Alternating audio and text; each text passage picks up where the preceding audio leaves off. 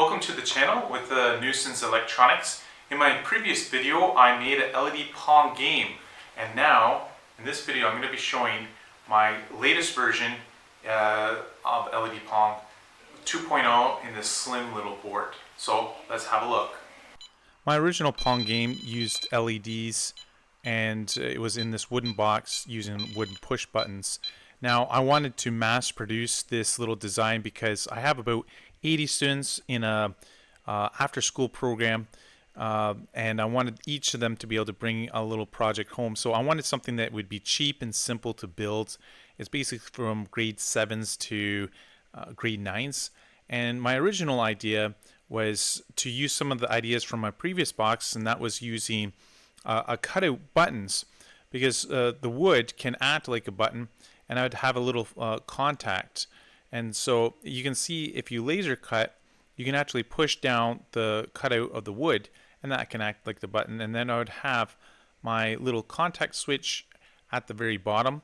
And so when you push on the wood, you would push that button at the very bottom. And I would just join these two pieces of wood by using a dowel.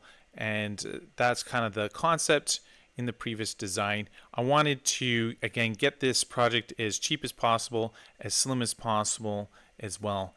And I went through several different ideas. Originally, I wanted to just put the LEDs at the very back of the board, and I would cut out these little squares, and so that the LEDs could shine through those holes. But what I noticed is on the schematics, according to the manufacturer, the LEDs should be 12 millimeters apart, but in reality they weren't. And so that little small error compounded, and so after I cut out my board, I was kind of disappointed, but it didn't line up. And so I had to readjust everything to get it to work correctly. But even having it correctly there, what I noticed is, to get those LEDs to stick onto the board, I was using some duct tape, and it didn't look very good. It was really messy, and I wanted to change the idea. And that's why I like laser cutters, is because it's a lot faster than 3D printing. That's when I got the idea that I could just cut a little slot through the board, and I could feed in the LED strip through the slot, and then I could solder it on the other side of the board. And then I could use those contacts to connect to my Arduino. But this is the Nano board, so we can save some money there. And you'll notice that the pins that I used for the Arduino Nano was the SPI pins, is because the LED strips has basically 3 contacts. You have 5 volts, the middle one is the data line, and we have the ground. And that actually aligns where we actually have a 5 volt on the SPI pin. And since that this board will be inverted and it'll be on the other side, it actually lines up perfectly to the LED strip. And so originally I thought I could just connect it using through the SPI pin, and that was the idea, that 5 volts would go to 5 volts, and then we'd have ground, and then we would have pin 11 or 12 to connect to the data line. But after I built it and put in the modifications, it wasn't quite like how I wanted it. I also had another idea about laser cutting a little bit through the board, just so that the microchip could be like halfway through the board. But I found that that idea didn't work very well either. But I just found that it's better to not do that, because it just takes so much out of the machine, and it was actually cutting right through the other side of the board, and it didn't really look or minimize the profile of my board. Other issues I had on the prototype was my contact switch was a little bit bigger, so I have to modify that, and my speaker button was too close to the LED strip as well. And then I also had my charger port that it would be visible from the top side. So I went back to the drawing board. I usually use Google SketchUp for my designs because it can go 2D and 3D. So I had to recut everything, go back to the drawing board, and then put everything back together. And that's kind of like the design process. You're not going to get it right the first time. You're always going to modify it. And that's why 3D printers do take a lot of time, but you can really cut out a lot of boards using the laser cutter until you get the right board, the right design. So this is the more simplistic design. I put the speaker in the middle. It looked a little bit better than just having it at the side, but it was very close to the edge. So I thought I would buy a speaker that was a little bit oval shaped, and so that would give me more space. After I pounded in some of the push buttons, I also realized that the tolerance was too close, that the buttons kind of broke the wood when I pushed through. So this is my new speaker. It has a lower profile. It's 10 millimeters by about 18 millimeters wide, and that just makes it look more like the shape of the game. So I went and I cut out the design again to include that different speaker, and it's about a 1-watt speaker, and there's lots of speakers that kind of match what that you would put into a phone there. So after putting that in, I just made sure that the wires are going to be pointing towards the microcontroller, and then we can assemble it. So a nifty thing to know is after I was thinking about it, I had to have a common ground between my two push buttons. But what I ended up doing is just using the LED strip is one of the wires, because it's going right across the board, and then I could feed a wire from ground from both sides. My original microcontroller was right in the middle, but that wouldn't leave any space for programming it. So I got the good idea is, instead of using the SPI pin, I could actually change any digital pin into a ground or 5 volts just by setting any pin to output. If you put it as low, that would act as a ground pin. And if I put it as a high, that would act like positive 5 volts. This gives you flexibility where you can connect the LEDs, the addressable LEDs, anywhere on the board using any pin, and you can just program them as ground or VCC using the code in the setup.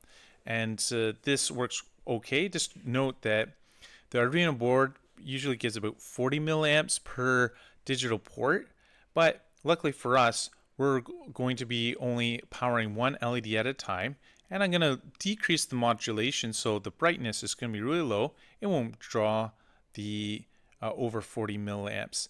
And so this idea works, and it's just a lot more convenient because I can connect to any digital pin, and we can just set them as either a high or low depending on our needs. And then what we can do is just solder those 3 pins to our LED strip, and later we'll set in the code which ones are VCC or the 5 volts, what ones are high and what ones are low.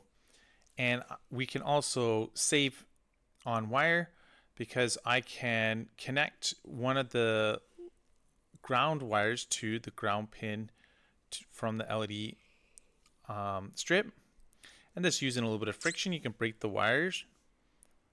And I'm just using a very thin wire there to make it as low profile as I can. So this is kind of like the main idea. We're just using a simple addressable LEDs where you can turn on any LED just through the code, and it can also have red, blue, or green, or you can use a combination of colors as well. So right here you can see that there is a common ground there, and I'm using that as the ground that goes across the entire board. This again just saves on the resources, because again I wanted to make this as cheap as possible.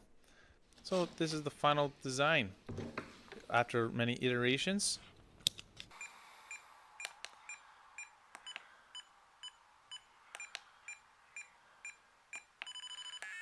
And some unique features is you can actually hold and charge the shot on the last LED. Play? Sure.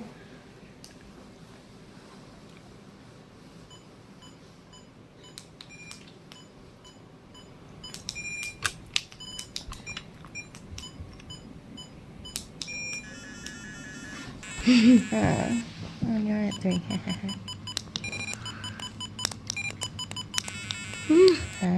It gets faster.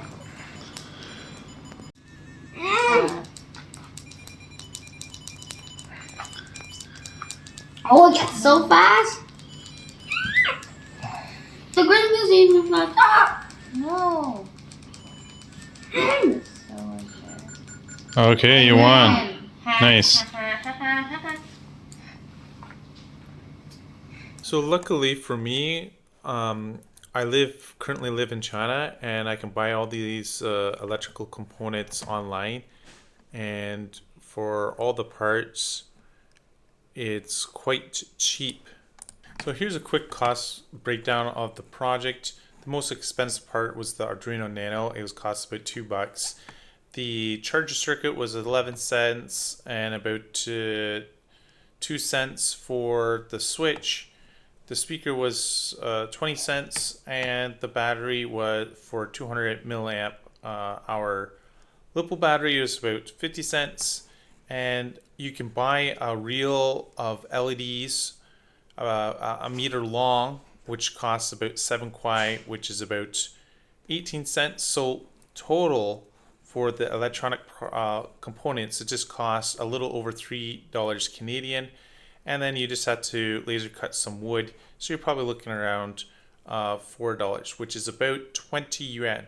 So this was a lot cheaper than my previous project, which used Arduino Uno, which already costs probably 25. So it's already over the components of this just from the Arduino Uno. So this project is a lot cheaper. And when you're doing it for a lot of students, it's a lot cheaper the more you can save. I put all the code for this project, so if you want to modify or give some feedback, that would be great too. Feel free to comment about the different thing. You can check out the code. I hope this was helpful, and I'll see you guys in the next video.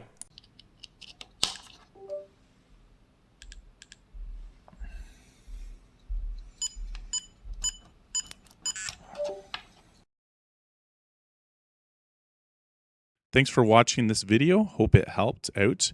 If you enjoy electronics or want to learn about how to fix electronics, consider subscribing, and I'll see you in the next video.